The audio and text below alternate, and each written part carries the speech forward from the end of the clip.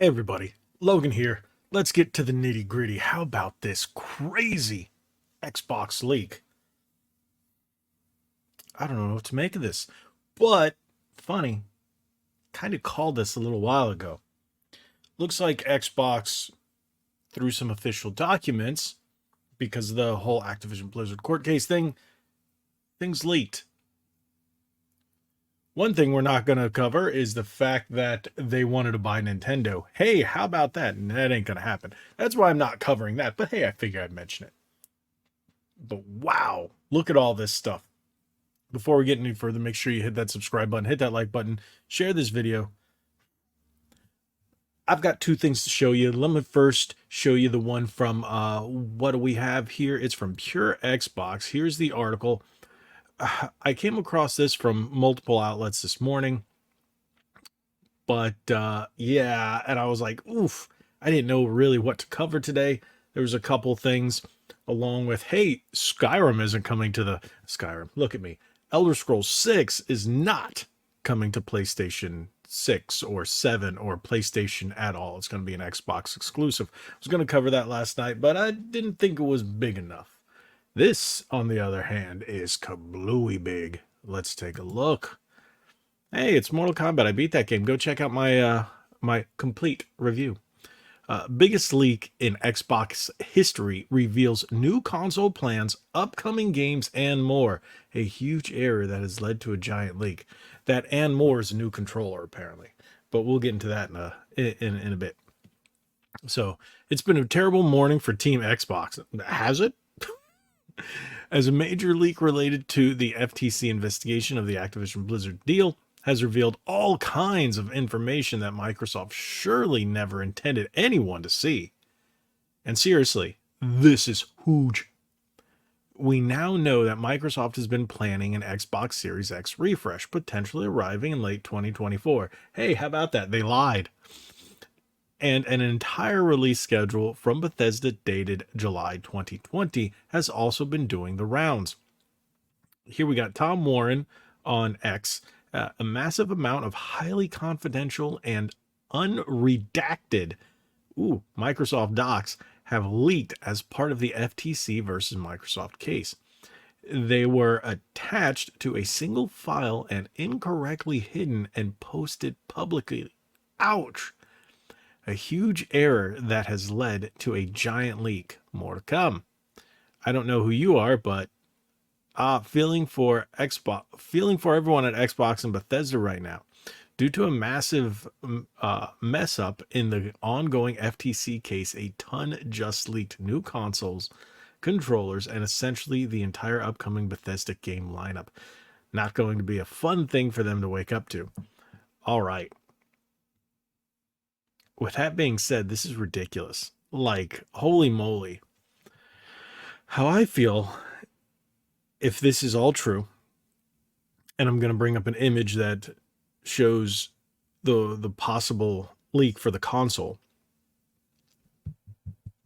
Microsoft will change it. They'll be like, all right, throw it out the window, start from scratch. Who knows? There's plenty of time. They could do it if the console hasn't gone into production, which we're encroaching the end of 2023. It should be in production if it's coming out in 2024. There's more coming out of this as well, such as new Xbox controller that appears to be launching alongside the new Xbox Series X revision, and even the revelation that Phil Spencer was interested in acquiring Nintendo back in 2020. Yeah, that wasn't going to happen, but we knew it.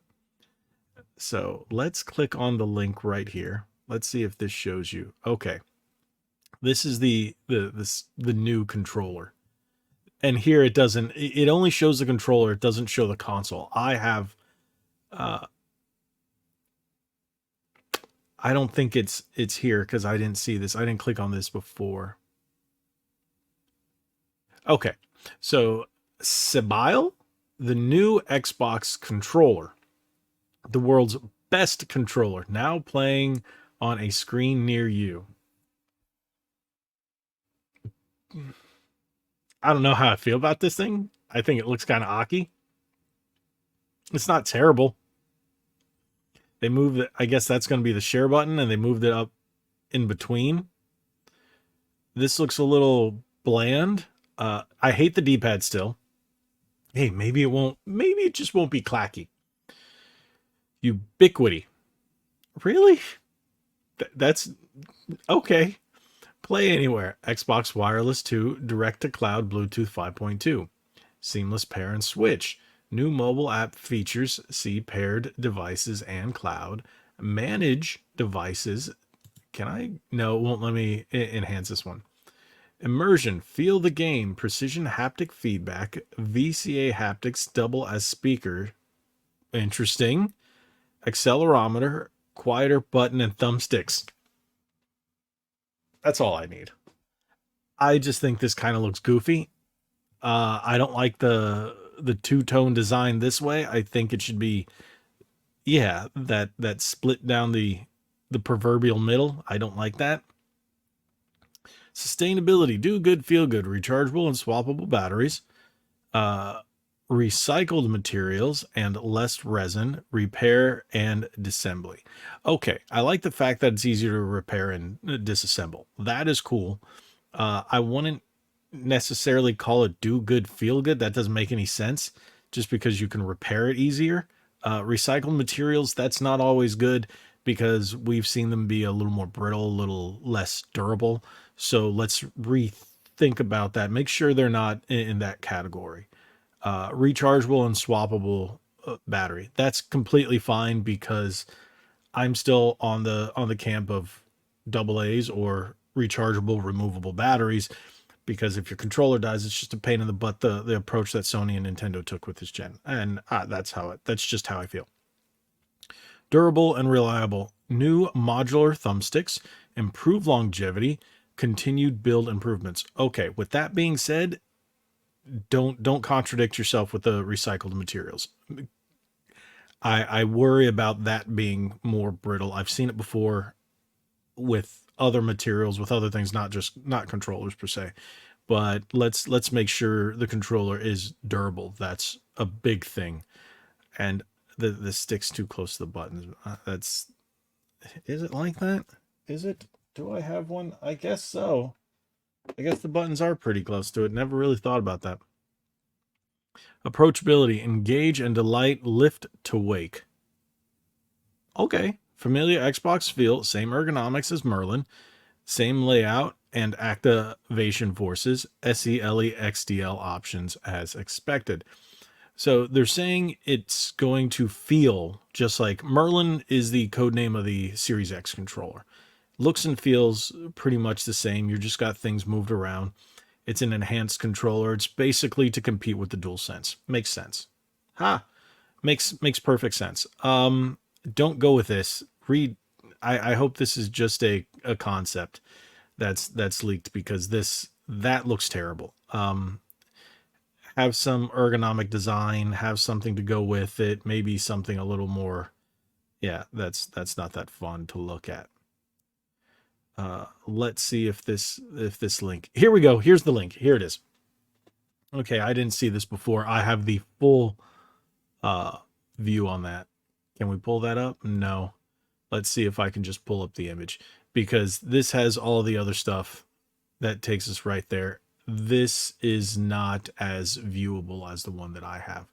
So let me remove this one. Let me pull up the full thing here. There we go. I thought this would be much easier for you guys to view. So this is the Brooklyn. The Brooklyn is, I think, a terrible name.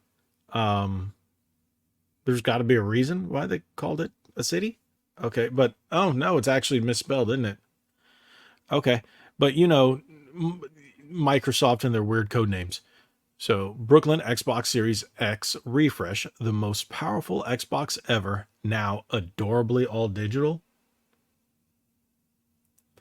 Brooklyn will, I wonder if it's somebody's daughter's name. Maybe that. Will deliver 4K Gen 9 console gaming with more internal storage, faster Wi-Fi, reduced power, a more immersive controller, and a beautiful redesign that elevates all digital experience of the Xbox ecosystem. So now it's just going to be a cylinder. Instead of a fridge, it's going to be a cylinder. Um, how do they say it's a beautiful redesign? It looks like a portable speaker.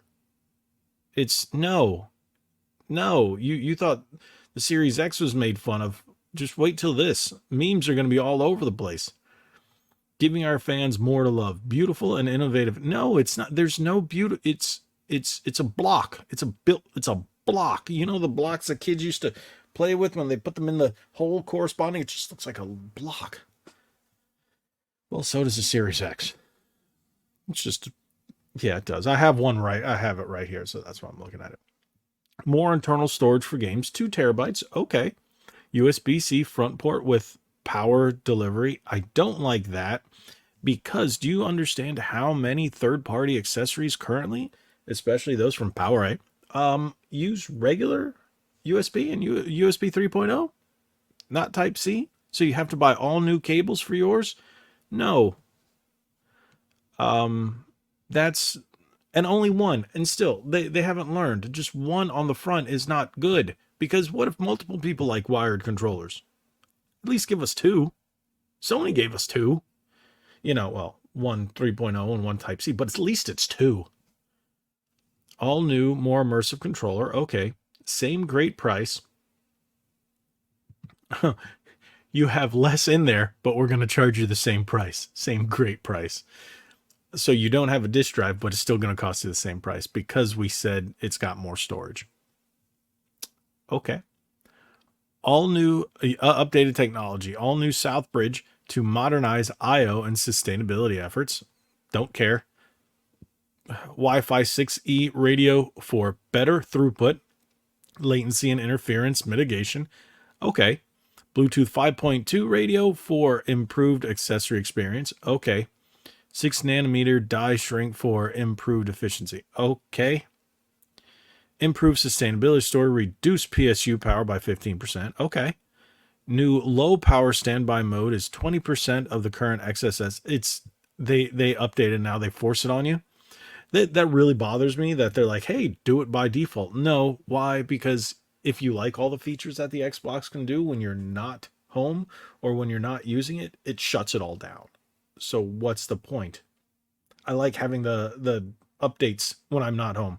I like having the ability to download a game from Game Pass on my phone when I'm not out. If I go, ooh, that just came out, let me make sure it's ready so when I get home I can play it. But if you have it in that eco mode, you can't do any of that because it's hard shut down and it's like not even plugged in kind of hard shut down. Increased use for PCR on housing, less than 30%. Don't care. 100% recyclable packaging. Oh, okay, sure. I guess so. Reduce, reuse, recycle, right? Okay. Cool.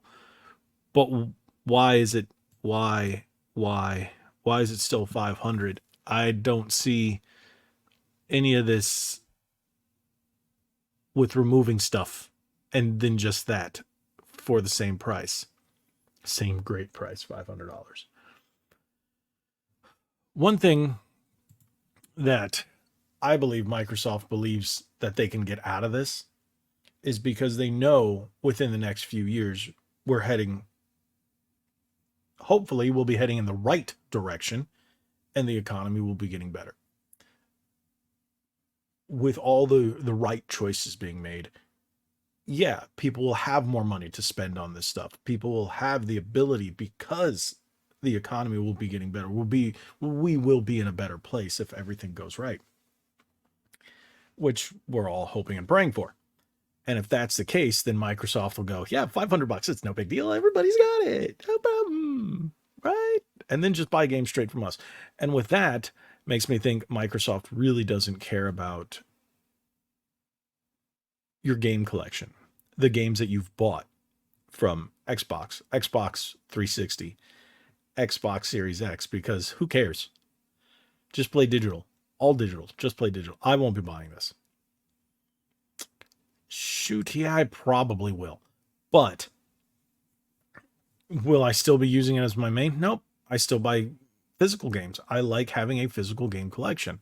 Yes, do I have more digital games on Xbox than I ever have? Yes. Hands down, yes. Because that's kind of the way things are going. And with Game Pass, yeah, there are games that I'm less likely to buy when they come up on Game Pass. But there are games like, for example, Exo Primal. I know it's not on Core. So if you're switching to Game Pass Core, or if you are a fan of Game Pass Ultimate, those games don't stay forever. So I did buy Exo Primal physically, even though I have it on Game Pass, because I'm just waiting for that day for it to come down, and it's a possibility. And there are games that are coming out depending on when you're watching this. Payday 3 could be one of them. You could really get into Payday 3, and then all of a sudden, boom, it just comes down off of Game Pass. What do? You have to buy it. You're either stuck here buying it digital, which we all know with issues that are going on with digital, especially if you look at games like Marvel's Avengers being delisted and all that, and hopefully you're still buying it. And digital games have that issue, especially if they're games as a service. You really got to worry about that. So game preservation could be a thing with Microsoft that they're walking back on. Oh, but there's a lot to say about this. There's a lot to unpack here. Looks like we have a topic to talk about on the next episode of Ready to Start podcast. Again, if you guys haven't already, hit that subscribe button, hit that like button, share this video. This is a lot to talk about. Drop it in the comments below what you guys think. Thank you guys so much for watching. If you haven't already, again, like we always say, be legendary. Thanks again.